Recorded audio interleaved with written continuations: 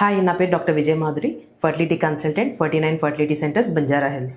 ఇవాళ మనము ఐవీఎఫ్ అంటే ఇన్విట్రో ఫర్టిలైజేషన్లో 5 స్టెప్స్ ఇంపార్టెంట్ అండ్ ఆ 5 స్టెప్స్ ఏంటి అండ్ దాంట్లో యూజ్ చేసే డ్రగ్స్ గురించి మాట్లాడుకుందాం. ఫస్ట్ ఏంటి అంటే ఓవేరియన్ స్టిమ్యులేషన్ డ్రగ్స్ అనమాట. ఫస్ట్ ఇంజెక్షన్స్ ఇస్తామన్నమాట. మినిమమ్ ఆఫ్ 10 days టు కొంతమందికి 12, 13, 14 వాళ్ళ రెస్పాన్స్ని బట్టి. సో అది ఫస్ట్ స్టెప్. సెకండ్ స్టెప్ వచ్చేసేసి ఎగ్ రిట్రీవల్, అంటే ఆ వూసైట్ ఆర్ ఎగ్ అంటాము దాన్ని, అది రిట్రీవ్ చేయటం. ఈ ప్రొసీజర్లో ఏంటి అంటే ఒక స్మాల్ అనస్థీసియా ఇచ్చి పేషెంట్స్కి మనము ఆపరేషన్ థియేటర్లోకి తీసుకెళ్ళి ఎగ్స్ అన్ని రిట్రీవ్ చేస్తాం. నెక్స్ట్ స్టెప్ వచ్చేసేసి ఇక్సీ అనమాట ఆర్ ఐవీఎఫ్. దీంట్లో ఏంటంటే ఎగ్ స్పర్మ్ ప్రిపేర్ చేసి, మనం బయటకు తీసిన ఎగ్ స్పర్మ్ ప్రిపేర్ చేసి ఆ రెండింటిని కలుపుతామన్నమాట ఇక్సీ ద్వారా. సో అది థర్డ్ ప్రాసెస్. ఫోర్త్ వచ్చేసేసి ఫర్టిలైజేషన్ అండ్ ఎంబ్రియో కల్చర్ అనమాట. 0 day ఇవాళ ఎగ్స్ అని రిట్రీవ్ చేసిన తర్వాత అదే రోజు ఎగ్ స్పర్మ్ మనం కలుపుతాం అనమాట. అది నెక్స్ట్ డే ఫర్టిలైజేషన్ అయిందా లేదా అనేది తెలుసుకుంటాం అనమాట. అండ్ ఆ తర్వాత ఫస్ట్ డే అంటాం fertilization, second, third, fourth, 5th day దాకా, 3rd day కానీ 5th day వరకు కానీ ఎంబ్రియోస్ని మనం కల్చర్ చేస్తాం. ఇది 4th step. And coming to 5th step embryo transfer. ఇక్కడ ఈ కల్చర్లో ఫామ్ అయిన ఎంబ్రియోస్ని మనం మళ్ళీ తీసుకొని ఆడవాళ్ళ గర్భసంచి అంటే యూట్రస్లో ప్లేస్ చేసేదాన్ని ఎంబ్రియో ట్రాన్స్ఫర్ అంటాం. So 5 steps. First step ovarian stimulation drugs ఇవ్వటం, సెకండ్ స్టెప్ ఎగ్ పికప్ చేయటం, థర్డ్ స్టెప్ ఎగ్ అండ్ స్పర్మ్ని కలపటం అనమాట, అంటే ఇక్సీ అంటాము ఆర్ ఐవీఎఫ్ అంటాము. And 4th step fertilization along with embryo culture. 5th step వచ్చేసేసి ఎంబ్రియో ట్రాన్స్ఫర్. ఇప్పుడు డ్రగ్స్ గురించి మాట్లాడుకుందాం. ఓవేరియన్ స్టిమ్యులేషన్లో మనం డ్రగ్స్ ఇస్తామన్నాను కదా, దాంట్లో 3 types ఉంటాయి. ఒకటి ఏంటంటే గొనాడోట్రోఫిన్స్ అంటాం అనమాట. ఫస్ట్ పీరియడ్ వచ్చిన 2nd day కానీ 3rd day నుంచి ఇస్తామన్నమాట ఈ డ్రగ్స్. ఇవి ఏంటంటే దాంట్లో ఫాలికల్ స్టిమ్యులేటింగ్ హార్మోన్ అని, LH లుటనైజింగ్ హార్మోన్ అని ఇలాంటి డ్రగ్స్ ఇస్తాం.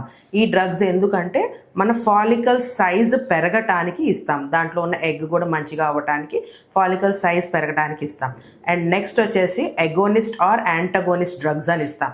ఇవి ఎందుకు అంటే ప్రీమెచ్యూర్ ఓవ్యులేషన్ అవ్వకుండా. నార్మల్గా ఏంటి అంటే ఎవ్రీ మంత్ ఆడవాళ్ళకి న్యాచురల్గా ఒక ఫాలికల్ అనేది పెరుగుతుంది, దాంట్లోంచి ఎగ్ రిలీజ్ అయ్యింది. ఆ ఎగ్ రిలీజ్ అయ్యే టైంకి బ్రెయిన్కి సిగ్నల్ వెళ్తుంది, ఒక హార్మోన్ని పెంచుతుంది అనమాట. ఆ హార్మోన్ ఏంటంటే బ్రెయిన్కి సిగ్నల్ పంపిస్తుంది టు రప్చర్ అని. సో మనం ఏంటి అంటే ఇక్కడ మల్టిపుల్ ఫాలికల్స్ పెంచుతాం కాబట్టి ఈ హార్మోన్ ముందే ఆ 200 లెవెల్కి రీచ్ అవుతుంది, ఈస్ట్రోడయాల్ అనే హార్మోన్ అనమాట. సో ముందే ప్రీమెచ్యూర్గా రప్చర్ అవ్వకుండా, ఎందుకంటే ఐవీఎఫ్లో మనం ఏం చేస్తామంటే మనము ఒక నీడిల్ ద్వారా అనస్థీసియా ఇచ్చిన తర్వాత నీడిల్ ద్వారా ఆడవాళ్ళ ఎగ్స్ అన్ని బయటకు తీస్తాం కదా, ఫాలిక్యులర్ ఫ్లూయిడ్, ఆ ఫ్లూయిడ్లో ఎగ్ ఉంటుంది.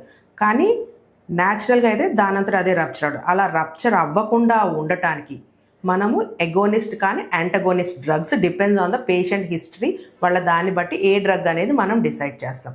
అండ్ థర్డ్ వన్ వచ్చేసి ట్రిగర్ షాట్ అనమాట. ఇదేంటంటే మనం పెంచిన ఫాలికల్స్లో నుంచి ఎగ్ రిలీజ్ అయ్యే టైంలో, రిలీజ్ అంటే న్యాచురల్గా రిలీజ్ అవుతుంది, మనం ఐవీఎఫ్లో మనం ఎగ్ రిట్రీవల్ చేయాలి కాబట్టి, సో ఆ ట్రిగర్ షాట్ అనేది ఇస్తే లోపల ఉన్న ఎగ్ మెచ్యూర్ అవుతుంది అనమాట. సో ఆ ట్రిగర్ షాట్ ఇచ్చిన కరెక్ట్గా 35 to 36 hours మనము ఎగ్ అనేది రిట్రీవ్ చేస్తామన్నమాట. దాని తర్వాత అయితే ఒక్కొక్కసారి దానంతట అదే రప్చర్ అవ్వటం, ఫాలికల్స్ ఆ ఎగ్స్ అన్ని మళ్ళీ మన అబ్డామిన్లో పడిపోవటం ఇట్లా జరుగుతుంది. సో మనము కరెక్ట్గా ట్రిగర్ ఇచ్చిన 35 to 36 hours మనం ఎగ్ పికప్ అనేది జరగాలి. ఇది చాలా ఇంపార్టెంట్. కొంతమంది పేషెంట్స్ ఈ ఇంజెక్షన్ సరిగ్గా తీసుకోకపోవటం టైంకి అట్లా చేస్తూ ఉంటారు. సో ఎగ్జాక్ట్ టైం అంటే టైంకి ఆ ఇంజెక్షన్స్ తీసుకోవాలన్నమాట. 3 types ఆఫ్ డ్రగ్స్ చెప్పింది: గొనాడోట్రోఫిన్స్, ఎగోనిస్ట్ కానీ యాంటగోనిస్ట్ డ్రగ్స్ కానీ, అండ్ ట్రిగర్ ఇంజెక్షన్స్. సో ఇవి ఇంపార్టెంట్ ఇంజెక్షన్స్ అనమాట. సో ఈ ఇంజెక్షన్స్ మనం పేషెంట్ టు పేషెంట్ వేరీ అవుతూ ఉంటాయి అన్నమాట. కొంతమందికి ఒక రకమైన డ్రగ్ ఇస్తాం, ఇంకొకరికి వేరే డ్రగ్, ఎందుకంటే వాళ్ళ ఫాలికల్ కౌంట్ని బట్టి. కొంతమందికి ఎక్కువ ఎగ్స్ ఉంటాయి PCOS వాళ్ళకి, కొంతమందికి తక్కువ ఎగ్స్ ఉంటుంది పూర్ ఓవేరియన్ రిజర్వ్ వాళ్ళకి. సో ఆ బేసిస్ మీద మనం డ్రగ్స్ గురించి డిసైడ్ చేస్తామన్నమాట. సో ఇప్పుడు మీకు 5 steps ఆఫ్ IVF అండ్ ఎలాంటి డ్రగ్స్ గురించి అనేది మీకు క్లియర్గా ఎక్స్ప్లెయిన్ చేశాను. మీకు ఇంకా వీటి మీద ఇంకా ఏమైనా డౌట్స్ ఉన్నా, మీకు బాడీకి ఏది మేము సజెస్ట్ చేస్తామని తెలుసుకోవాలనుకుంటే మీరు డైరెక్ట్గా మా 49 ఫర్టిలిటీ సెంటర్స్కి రావచ్చు. మీకు అన్ని డౌట్స్ క్లియర్ చేస్తాం. Thank you.